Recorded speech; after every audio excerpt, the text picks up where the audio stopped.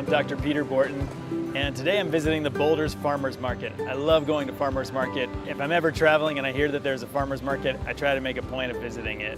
One of the many reasons I love farmers markets is because normally farmers just aren't paid well for the work they do, which is totally essential at keeping the world fed. And when you go to the store and you see something like bananas for 69 cents a pound or limes for like 25 cents each or something, just imagine how little the farmer got of that amount of money. And also you know a little bit more about how the food was grown, and hopefully it was all grown locally. And if you could imagine everybody growing something in their neighborhood and then trading whatever they had extra of, it would just be a great way to have a community. When I was a botanist, one of the things that fascinated me the most about plant science is photosynthesis. And it's really a remarkable thing that I think is possibly underappreciated. When you think about what happens in photosynthesis, there's this little organelle in a plant cell called a chloroplast. This is like a solar panel within a cell. It turns solar energy into biological energy, and it's where solar energy enters the food chain. And it is the foundation of the food chain. Even if an animal is a carnivore, chances are they eat other animals that ate plants. So I tell my patients to eat more greens almost all the time, and a lot of people have a difficult time with it. Here's some kale that I got today. It's really beautiful. You can eat kale raw. A lot of people think that it's a bit tough on its own. It's very fibrous, and so you can massage it.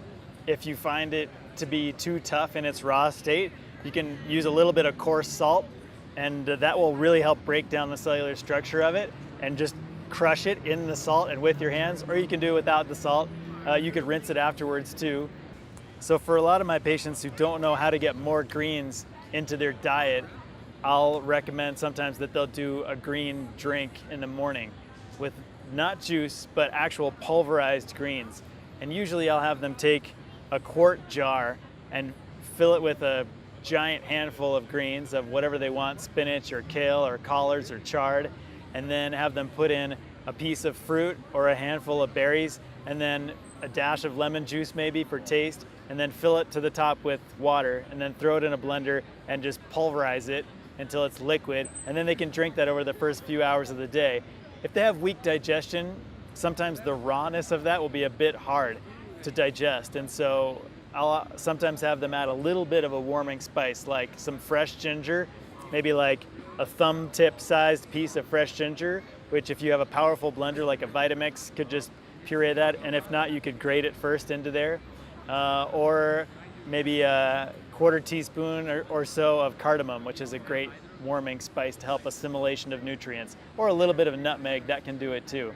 That idea in large part came from the work of this woman, Victoria Butenko, who's sort of an amateur food scientist who studied a lot of the work of Jane Goodall and her observations of chimps and gorillas.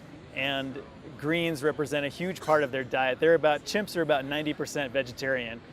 And when they're fed in captivity, they tend to jump on the greens first and divvy them up between everybody. And they eat a ton of fruit too, but the greens are so essential. Sometimes they'll wrap a piece of fruit in a green leaf and eat it kind of like a sandwich. So that raw pulverized green matter, it's like they can feel that vitality in there. I have a friend who is a crystal collector, and he really believes in kind of the energetic or metaphysical properties of crystals. I asked him one day, "What's your favorite kind of crystal?" And he said, "Quartz." And I was like, "Really, quartz? Just like quartz? And isn't quartz like the most abundant crystal on the planet?" And he said, "Yes, it is, exactly. It's by design that it exists in such abundance on the planet, that it's sort of serving a vital purpose to humanity." And whether or not you believe in such a thing, I like the idea of it. And my version of that is that many of the things that we toss or we spend a lot of time hoeing or pulling out of our gardens are edible, highly nutritious foods. Things like nettles, purslane, lamb's quarters, pigweed, dandelion, thistle. These are foods that are just widely distributed all over the planet, and it makes perfect sense. People can eat them. So today I bought a bag of this stuff This is called lamb's quarters. And in my earlier life as a farm worker for UMass, I pulled out or hoed or plowed under a ton of lamb's quarters. It's a great spring green, and I know people who look forward to the spring so that they can have lamb's quarters and eat it, or you can steam it. It has this interesting sort of silvery, I don't even know what to call it. It almost looks like it has little silvery dewdrops on the underside of it. That's one way that you can identify it. It always has this sort of silvery film of little grains on the undersides of the leaves. Tastes good. Doesn't have a lot of flavor, but it's a lot like spinach, and it's free. Today I got some local eggs, and consistent with most local eggs, because they're from all different kinds of chickens, maybe a bunch of different varieties of chickens. A lot of times the eggs have some variety to them, and I love fresh eggs. So eggs are really an excellent whole food, and they're a fantastic protein source and a fantastic fat source, and very often in animal products, fat and protein go together in a way that your body, that works well for your body.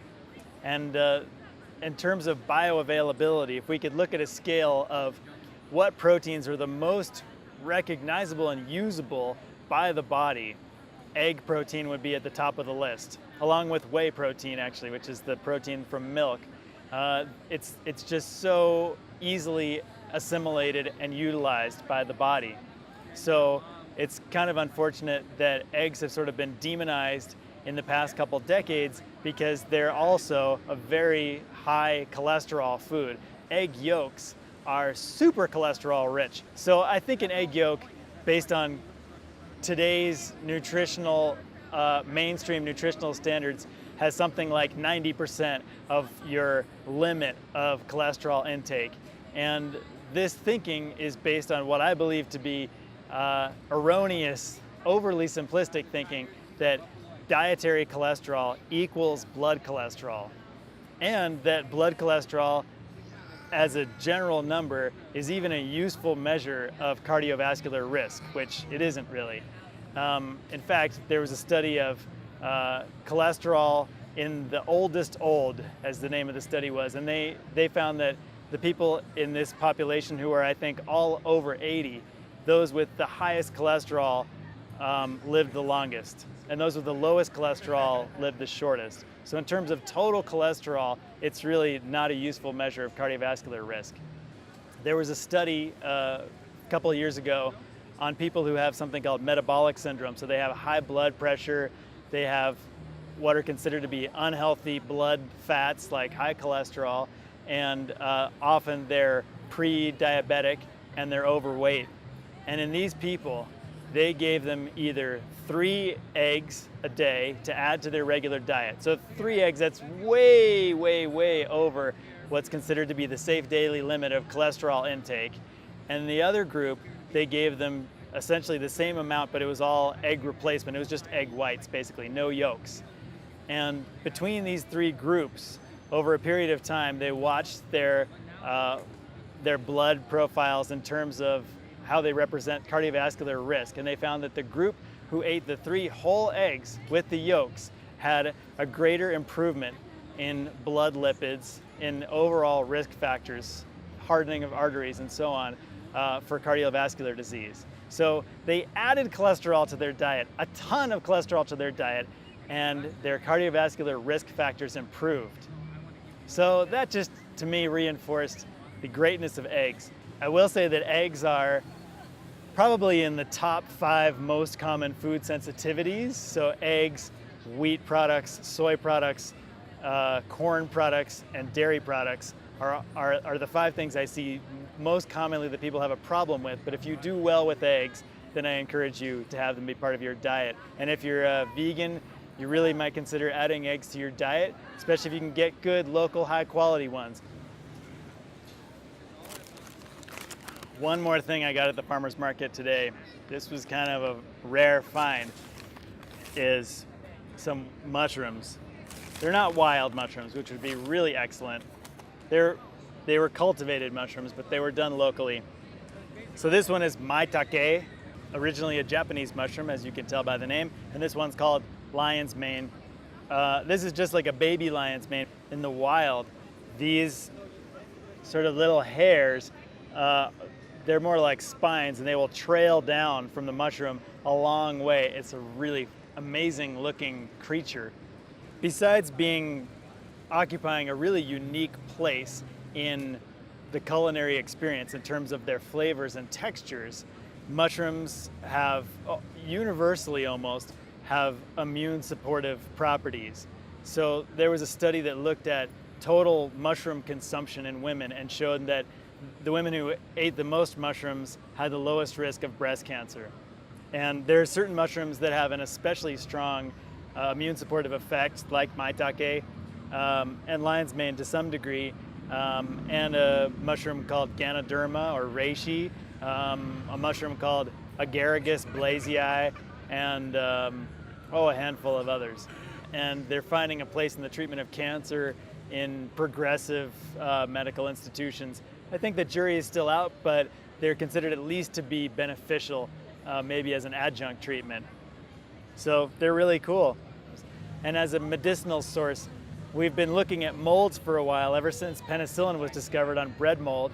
But mushrooms are still kind of in their infancy in terms of research of the huge number of compounds, probably many, many, many of which are going to be valuable medicines in the future.